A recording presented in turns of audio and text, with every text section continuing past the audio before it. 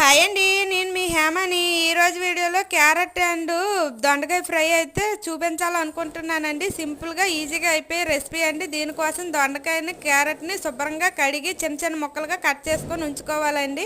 ఇంకా అయితే క్యారెట్ దొండకాయ ఫ్రై కోసం అయితే తాలింపును వేసుకొని తాలింపు బాగా మగ్గాక దొండకాయ క్యారెట్ ముక్కలను కలిపి వేసి బాగా కలిపి మూత పెట్టి మగ్గనివ్వాలండి. ఈ మగ్గిన దాంట్లో కొబ్బరి తురుము, ఉప్పు, పసుపు వేసి బాగా కలిపి బాగా మగ్గబెట్టాలండి. మూత పెట్టేసి ఈ మూత పెట్టిన దాన్ని అలానే వదిలేకుండా మధ్య మధ్యలో కలుపుతూ మూత పెడుతూ మగ్గనివ్వాలండి. ఇలా మగ్గిన దాంట్లో ధనియాల పొడి కూడా వేసి బాగా కలిపి మళ్ళీ మూత పెట్టి మగ్గనివ్వాలండి. ఈ మగ్గిన దాంట్లో మీకు ఇష్టం ఉంటే కారం వేసుకోండి, లేదంటే లేదు. నేను కొంచెం కారం అయితే వేసుకున్నాను.